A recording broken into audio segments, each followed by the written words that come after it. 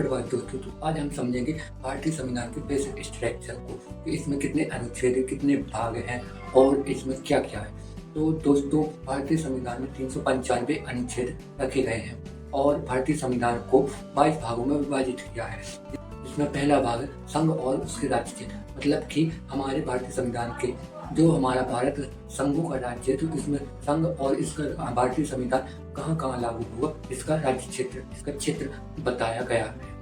भाग 2 नागरिकता के बारे में बात करता है और इसमें अनुच्छेद 5 से 11 तक रखे गए हैं। इसमें नागरिकता के बारे में 5 से 11 अनुच्छेद हमको बताते हैं। भाग 3 का नाम है मूल अधिकार, मतलब कि जनता को मूल अधिकार, मौलिक अधिकार जो हमारे देश है, इन्हें मौलिक अधिकार हमारे अनुच्छेद 12 से 35 तक है। 12 से 35 तक के अनुच्छेद हमें मौलिक अधिकार देते हैं। बात करते हैं भाग 4 की। तो भाग 4 कहता है, भाग 4 का नाम है राज्य की नीति निर्देशक तत्व। ये हमें बताता है राज्य की नीति निर्देशक तत्वों के बारे में। और राज्य की नीति निर्देशक तत्व को अनुच्छेद 36 से राज्य की नीति निर्देशक तत्वों को अनुच्छेद 36 से अनुच्छेद 51A तक रखा गया है। इसमें हम जानेंगे राज्य की नीति निर्देशक तत्व के बारे में। तो चलिए अब आगे बढ़ते हैं और बात करते हैं भाग 5 की। तो भाग 5 कहता है संघ। भाग 5 संघ की बात करता है, जिसे 5 अध्यायों में विभाजित किया गया है। संघ को 5 अध्यायों में विभाजित किया गया है। अध्याय 1 बात करता है कार्यपालिका की, और एक कार्यपालिका अनुच्छेद 52 से 78 तक वर्णित है। कार्यपालिका को हम 52 से 78 तक पढ़ेंगे, अनुच्छेद 52 से 78 तक पढ़ेंगे। अब बात करते हैं अध्याय 2 की। अध्याय 2 कहता है संसद के बारे में बताता है। अध्याय 2 बताता है, भाग 5 का अध्याय 2 बताता है संसद के बारे में, जो है अनुच्छेद 79 से 79 से 122।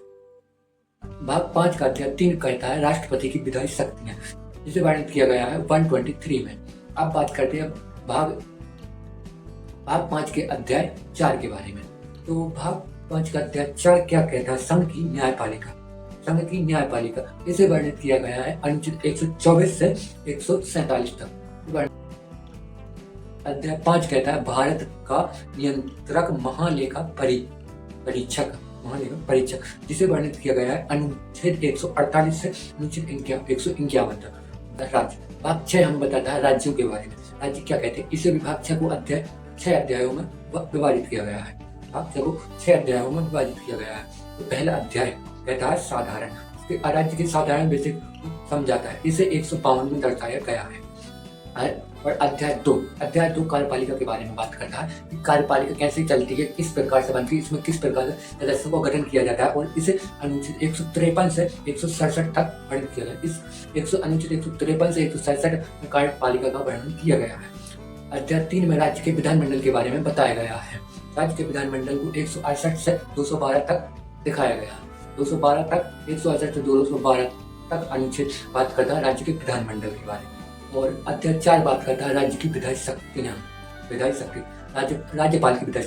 अध्याय 4 बात करता है राज्यपाल की विधायी शक्ति के बारे में, जिसे अनुच्छेद 213 में बताया गया है। अब बात करते हैं अध्याय 5 की, जो बात करता है राज्यों के उच्च न्यायालय के बारे में बात करता है, जिसे अनुच्छेद 214 से 232 में दर्शाया गया है। राज्यों के उच्च न्यायालय को अनुच्छेद 214 से 232 में दर्शाया गया है। तो अब बात करते हैं अध्याय 6 के बारे में। अध्याय 6 क्या करता है, अधीनस्थ न्यायालय, जो अधीनस्थ न्यायालय होते हैं उसके बारे में बात करता है। भाग 6 का अध्याय 6, जिसे हम अनुच्छेद 233 से 237 तक पढ़ेंगे। ठीक है, अब बात करते हैं भाग 7 की। तो भाग 7 को निरसित कर दिया गया है, रिप्लेट कर दिया गया है, इसे हम नहीं बनाएंगे। जैसे भाग 8 संघ राज्य, और 8 में हम पढ़ेंगे संघ राज्य क्षेत्र के बारे में, जिसे 239 से 242 अनुच्छेद में दर्शाया गया है। और फिर बात करते हैं भाग 9। भाग 9 कहता है पंचायत के बारे में। पंचायत क्या होती है, इसके बारे में हमारा भाग 9 बताता है, और इसे हम पढ़ेंगे 243 से 243 O तक पढ़ेंगे। भाग 9 का बताता है नगर पालिका के बारे में, कि नगर पालिका कैसे चलती है, क्या कैसे बनती है, इसे हम पढ़ेंगे 243P से 243ZG तक। और भाग 9 खा बताता है सहकारी सोसाइटी के बारे में, जिसे हम अनुच्छेद 243ZH से पढ़ेंगे 243ZT तक। और हमारा भाग 10 बताता है अनुसूचित और जनजाति क्षेत्र। अनुसूचित और जनजाति क्षेत्र के बारे में हमारा भाग 10 बात करता है और इसे हम पढ़ेंगे अनुच्छेद 244 से 244 एक तक। तो अब बात करते हैं भाग 11 की संघ और राज्यों के बीच संबंध। संघ और राज्यों के बीच संबंध के बारे में हमारा भाग 11 बात करता है। इसे हम 2 अध्यायों में विभाजित किया गया है। इसे 2 अध्यायों में विभाजित किया गया है, जिसमें पहला अध्याय विधायी संबंध। विधायी संबंध क्या होते हैं इसे हम पढ़ेंगे 245 से 255 में, अनुच्छेद 245 से 255 में। और अध्याय 2 बात करता है प्रशासनिक संबंध के बारे में। अध्याय 2 बात करता है तो प्रशासनिक संबंध के बारे में, इसे हम पढ़ेंगे अनुच्छेद 256 से 263 तक। अब बात करते हैं भाग 12 वित्त संबंधी संविधान और वाद। वित्त संबंधी संविधान और वाद भाग 12 बात करता है इनके बारे में। भाग 12 को अध्याय 4 में विभाजित किया गया है।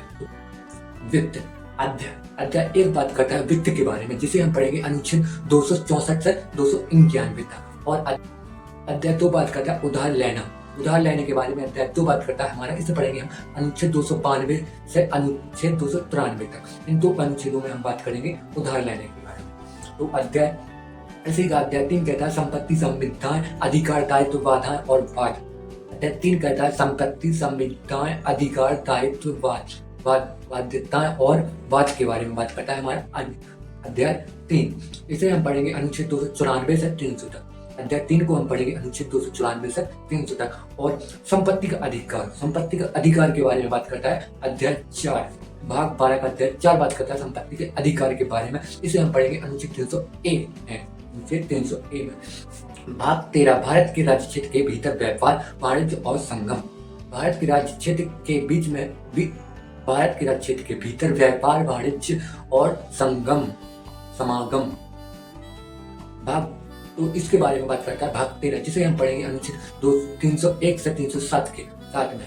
संघ और राज्यों के अधीन सेवा जो बात करता है हमारा भाग 14। इसे हम 2 अध्यायों में विभाजित किया है, जिसमें से पहला अध्याय कहता है सेवाएं। इसमें से पहला अध्याय कहता है सेवाएं, जिसे हम पढ़ेंगे अनुच्छेद 308 से अनुच्छेद 314 तक। और लोक सेवा आयोग को हमारा अध्याय 2 बताता है, जिसे हम पढ़ेंगे अनुच्छेद 315 से अनुच्छेद 323 में। और अधिकरण के बारे में हमारा बात करता है भाग 14 का, जिसे हम पढ़ेंगे अनुच्छेद 323A से अनुच्छेद 323B में। और निर्वाचन के बारे में बात करता है तो हमारा भाग 15, जिसे हम पढ़ेंगे अनुच्छेद 324 से अनुच्छेद 329A में। उच्च वर्गों के संबंध में विशिष्ट उपबंध, तो इसके बारे में बात करता है हमारा भाग 16 बात करता है तो उच्च वर्गों के संबंध में विशिष्ट उपबंध, जिसे हम पढ़ेंगे अनुच्छेद 330 से अनुच्छेद 342A में। राजभाषा, तो राजभाषा के बारे में हम बात करेंगे भाग 17 में। और भाग 17 को भी 4 अध्यायों में विभाजित किया गया है, जिसमें से पहला अध्याय है संघ की भाषा, मतलब कि राष्ट्रीय भाषा, जो संघ में बोली जाने वाली भाषा को कहाँ दर्शाया गया है। तो इसे हम पढ़ेंगे अनुच्छेद 343 से 344 में। 2 अनुच्छेदों में हम पढ़ेंगे संघ की भाषा। और अध्याय 2 बात करता है प्रादेशिक भाषाओं के बारे में। तो अध्याय 2 बात करता है और इसे हम पढ़ेंगे अनुच्छेद 345 से अनुच्छेद 347 तक। उच्चतम न्यायालय, उच्च न्यायालय आदि की भाषा के बारे में बात करता है अध्याय 3, जिसे हम पढ़ेंगे अनुच्छेद 348 से अनुच्छेद 349 तक। अध्याय 4 दर्शाता है विशेष निर्देश के बारे में बताता है, जिसे हम पढ़ेंगे अनुच्छेद 350 से अनुच्छेद 351 तक। ठीक है। आपात उपबंध, तो हमारा भाग 18 बताता है आपात उपबंध के बारे में, जिसे हम पढ़ेंगे अनुच्छेद 352 से अनुच्छेद 360 तक। ठीक है। तो अब बात करते हैं भाग 19 के बारे में, प्राकीर्ण। तो अब आपके मन में आया होगा कि प्राकीर्ण किसे कहते हैं। तो प्राकीर्ण का मतलब होता है विस्तृत, फैला हुआ, जो हम पढ़ेंगे अनुच्छेद 361 से 367 तक। अब आप सोच रहे होंगे फैला हुआ कि इसमें क्या अर्थ है। तो इसमें ये दिखाया गया है कि हमारा भारतीय संविधान कहाँ तक फैला गया है। तो ये बात करता है हमारा भाग 19।